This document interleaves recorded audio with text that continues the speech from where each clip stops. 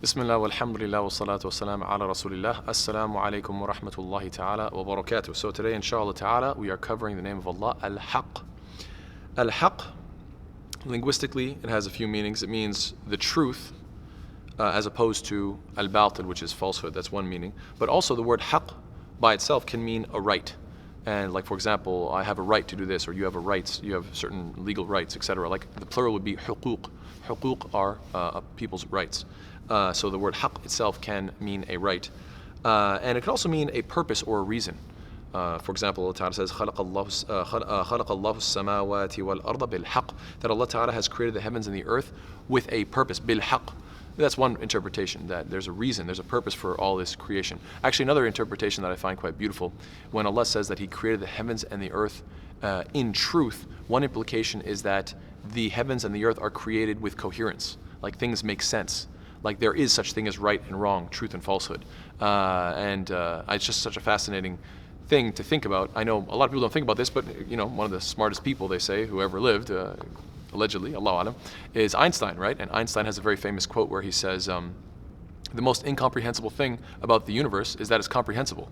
And I find that such a beautiful quote. He's just talking about how it's amazing that this whole creation that we live inside of has this property or this quality of the ability to discover the truth behind it. Like you can learn about it. There's consistency, there's coherence.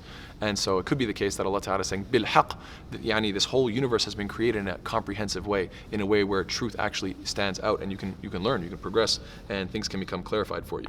Anyway, that's sort of a bit of a tangent. Point being is that Allah Ta'ala is al-haq, which implies what? That Allah Ta'ala is the ultimate reality, the ultimate truth. Behind everything, what is behind it? You could say, oh, I see this creation. Okay, well, what's sustaining? What's maintaining? What is the ultimate truth behind all this? What is keeping this all going? If you point to another created thing or another material thing, then you could say, well, that thing has an explanation. What's the explanation of the explanation? What is maintaining it? Why doesn't it fail to exist, et cetera, et cetera? And if you back it up with another material explanation, then you're just taking it one step further. And so continuously you have to ask, what is this? What is behind it all? And so ultimately there is something that is behind all of this. We believe that this is what would be called a necessary existence, or wajib al-wujud in Arabic. Now in terms of the name of Allah, Al-Haq, Allah Ta'ala is mentioned as Al-Haq 10 times in the Quran. Twice next to the name Al-Malik. Al-Malik al-Haq, he's Al-Malik, he's the king. And why is this the case? Because there's lots of people who think they're kings, right? There's lots of people, some people, they think I'm the king of this household. Some people think I'm the king of this company, I'm the king of this country. There's lots of people that have this concept of authority and this feeling that they are in charge. And Allah Ta'ala describes himself as Malik and Haq together, emphasizing what point? That nobody's really, truly the king other than Allah subhanahu wa ta'ala. Nobody truly has authority and power and dominion like Allah subhanahu wa ta'ala, in the truest sense of the word. Furthermore, another time you find that the two names of Allah come together is Al-Haq al-Mubin. Al-Haq meaning Allah Ta'ala is the ultimate truth and reality, and Al-Mubin means the thing that is the one that is clear, but also the one that clarifies. And this is very beautiful because the truth is obvious and it clarifies doubts, whereas falsehood is illogical. So it seems so fitting that they go together. Why? Because when you have the truth is clear in and of itself, and it clarifies other facts around it, or you could say peripheral matters. That's the nature of truth. And so Al-Haq, Al-Mubin, these two go so beautifully together. So we have to ask ourselves, are we tired of being lied to? Are we tired of false information? Are we tired of living in a world that is just overrun by nonsense information, whether you go online, whether you turn on the television, whether you read magazines and newspapers, whatever the case is, there's so much information out there, some of which is true, much of which is falsehood, and we need to remember that Allah Ta'ala says what? لَقَدْ جَاءَتْ رُسُلُ رَبِّنَا بِالْحَقِّ, that certainly the messengers of our Lord had come with the truth, that ultimately truth is from Allah subhanahu wa ta'ala, truth is coming from the messengers of Allah subhanahu wa ta'ala, so that's something that we need to stick to, the Quran and the Sunnah. And furthermore, subhanAllah, this Quran is such that not only is it the truth, but it cannot be approached by falsehood. And so as a result of that, the more you bring this Quran into your life, the more you memorize it, the more you apply it, the more you live by it, you will find that falsehood has a harder and harder time penetrating and affecting you. Allah Ta'ala describes this Quran by saying, لا يأتيه الباطل من بين يديه ولا من خلفه تنزيل من حكيم حميد. That falsehood cannot approach it. Falsehood cannot approach this Quran from before it or from behind it. It is a revelation from a Lord who is wise, and or it is a revelation from the all-wise and the all-praiseworthy. So subhanAllah, this is a very, very beautiful ayah describing what? That this Quran cannot be approached by falsehood. So therefore, by implication, if I can bring this Quran into my life, then I will be effectively protecting myself from falsehood attacking me, whether it be from the front, from the back, whatever the case is, from all directions. Inshallah ta'ala, I am protected. Now, what are some of the effects that this name of Allah, Al-Haq, should have on our lives? Number one, we should be more honest. That seems to be the most obvious, that you want to be an honest person. The more honest you are in your life, then the closer you are going to be to your Lord, Allah subhanahu wa ta'ala, who is Al-Haq, the ultimate truth, the ultimate reality. Number two is that we should trust in Allah Ta'ala's promises. Trust that Allah Ta'ala is telling the truth. When Allah says that the believers will go to paradise and that ultimate victory goes to the believers, that this deen is going to keep spreading, that Allah Ta'ala promises all sorts of reward for various deeds, we should believe that promise and strive to be better and better, inshallah ta'ala. Number three, we should be very cautious to give every single person their due rights. Because again, the word haqq can imply a right, huquq, your rights. And so, along these lines, the Prophet ﷺ said what?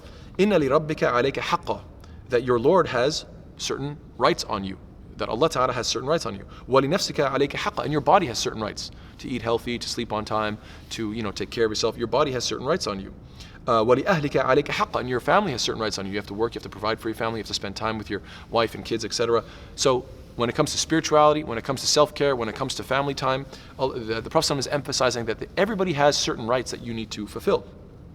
فَأَعْطِ كُلِّ ذِي حَقٍّ حَقَّهُ, that therefore anybody who has rights, you should give them their due rights. So this is in a lengthier hadith, which the Prophet actually, I'm pretty sure that the Prophet didn't say these words, rather the Prophet heard these words later on and then confirmed them. So they kind of still have the status of hadith if the Prophet affirmed it. But either way, this is still valid, something that we need to apply, inshallah ta'ala. Furthermore, we should have humility to the truth. This is a very, very important factor, to be humbled by the truth.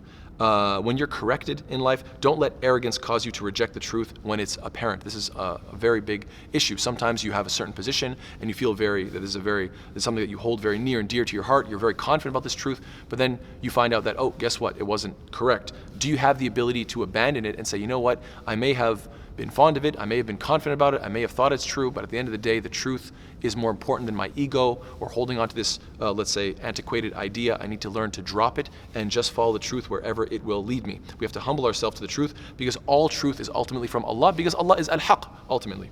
So yes, two people that will never learn are those who are too proud to humble themselves to the learning process.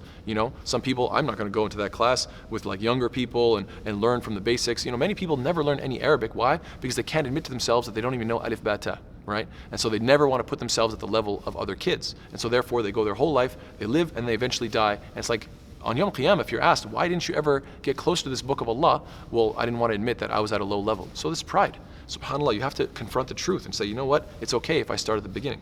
And the second person who would never learn are those who are too shy. Aisha anha, she said something very beautiful. She said, نِعْمَ النِّسَاءُ نِسَاءُ الْأَنصَارِ لَمْ يَكُنْ يَمْنَعُهُنَّ الْحَيَاءُ أَنْ يَتَفَقَّهْنَ فِي الدِّينِ. That how good are the women of the Ansar, their shyness does not prevent them from learning this religion. So subhanAllah, of course it's a beautiful quality when women, our sisters, have haya. We should all have haya. We should all be people of modesty, bashfulness, shyness, etc. But at the end of the day, subhanAllah, if you need to learn the truth about your deen, if you need to learn fiqh, then you can't say to yourself, oh, I'm going to ignore the truth and because I'm too shy. No, sometimes you have to just drop that and ask even awkward questions. Furthermore, how often, ask yourself this question, when you disagree with somebody, and let's say you're confident that their position is wrong, how often during the discussion are you able to even concede some points? I'm not saying you have to agree with everything they're saying, but even when somebody's wrong, usually there's some percentage of what they're saying that makes some sense, right? You could say, look, maybe I don't agree with the main point or the main idea, but I see where you're coming from. How often do you say, that's a good point? Not conceding the whole idea, but at least they've made one good point. Do you ever do that? Do you ever concede? Do you ever say, I haven't thought about it that way?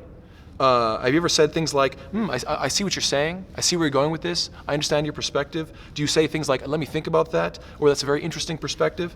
Now, I'm not saying that you have to agree with everything every time you're in an argument. No, sometimes the person may be blatantly wrong, but it's super important, it's very healthy to try to find something that they're saying that is true and say, you know what, I will humble myself to those little bits of truth to create some sort of commonality and to let them know that I'm not putting up these walls, I'm not stubbornly trying to fight them. No, I can concede to the truth when I hear it, but I'm not going to agree with everything you're saying. Some of which you're saying is wrong, but I'll definitely agree with the parts that are right. This is such a healthy attitude, and unfortunately, I have seen at times people who, they won't give up an inch. There are some people who, it doesn't matter what you have a discussion with, they will, no, anything you say. You could say, okay, well, I mean, the sky is blue. Well, no, not always. You know, it doesn't matter what you say. They will just, they just want to disagree with anything.